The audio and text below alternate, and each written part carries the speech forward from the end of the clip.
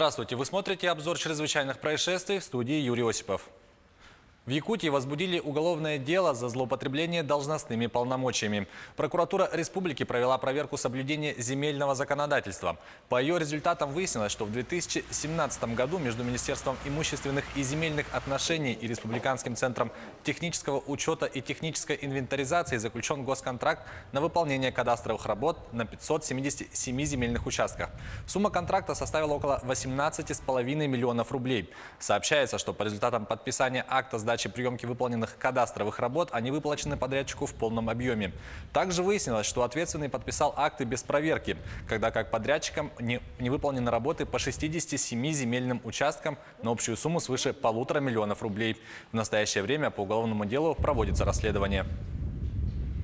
В Алдане обокрали многодетную семью, об этом сообщает прокуратура Якутии. В конце августа этого года у них гостил неоднократно судимый сосед. Улучив момент, когда никто за ним не наблюдает, он украл 4 сумки с новыми вещами, которые были куплены накануне к школе для 5 детей. Семье был причинен значительный материальный ущерб. В последующем все украденные вещи обнаружили в сарае обвиняемого. Ему грозит до 5 лет лишения свободы. В Мирном мужчину за повторное пьяное вождение оштрафовали на 200 тысяч рублей. Как сообщает прокуратура региона, 22-летний местный житель в июне этого года, уже будучи подвергнутым административному наказанию за пьяное вождение и не имея водительских прав, вновь сел за руль пьяным.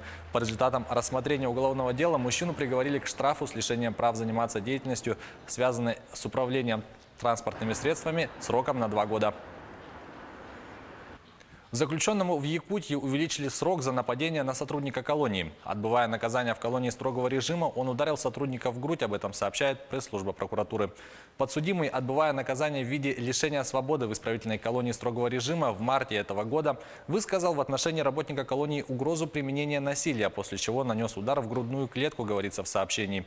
Отмечается, что на момент вынесения приговора суда неотбытая часть наказания составила 6 лет и 10 месяцев. В результате к назначенному наказанию в виде 2 лет и 6 месяцев лишения свободы суд частично присоединил неотбытую часть наказания по предыдущему приговору суда, окончательно назначив 8 лет лишения свободы. В Чите было обнаружено тело женщины с множественными ножевыми ранениями. По предварительным данным, с местной жительницей на глазах у детей жестоко расправился ее муж. Сотрудники правоохранительных органов по горячим следам задержали 46-летнего мужчину, которого подозревают в убийстве 34-летней супруги. Согласно материалам дела, рано утром между супругами произошел конфликт, переросший в драку под окнами жилого дома. Очевидцами событий стали маленькие дети, которые находились рядом с родителями, и жители соседних домов, наблюдающие за происходящим из окна. В ходе ссоры мужчина схватил нож, оружие предположительно было у него в кармане, и нанес жене несколько ударов. Полученные травмы оказались несовместимыми с жизнью. Очевидцы вызвали бригаду скорой медицинской помощи и полицию. Прибывшие к месту трагедии медики не смогли помочь пострадавшей, она была уже мертва. Проводится расследование. Тайфун Хагибис, обрушившийся на Японию, унес жизни более 40 человек. Власти направили пострадавшие районы 110 тысяч спасателей. Подробности в следующем репортаже рассказывает Сергей Берец.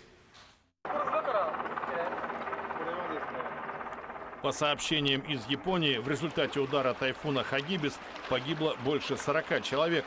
По меньшей мере 15 считаются пропавшими без вести, ранены свыше 100.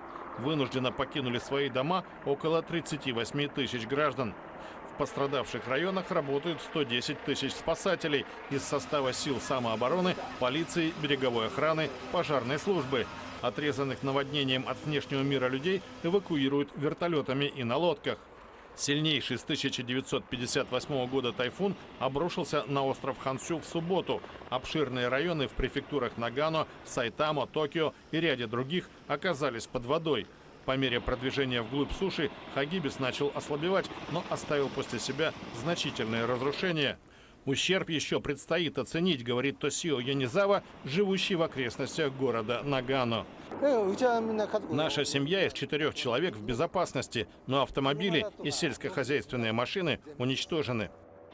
По словам Хироси Нозаки, вся округа выглядела как море.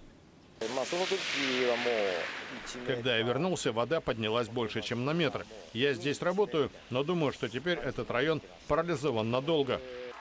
Настроение соотечественникам подняли отважные цветы – игроки национальной сборной Японии по регби. В воскресенье они одолели команду Шотландии и впервые в истории вышли в четвертьфинальную стадию чемпионата мира. Следующим соперником для них станет Южная Африка. Это была рубрика «Чрезвычайные происшествия». Берегите себя.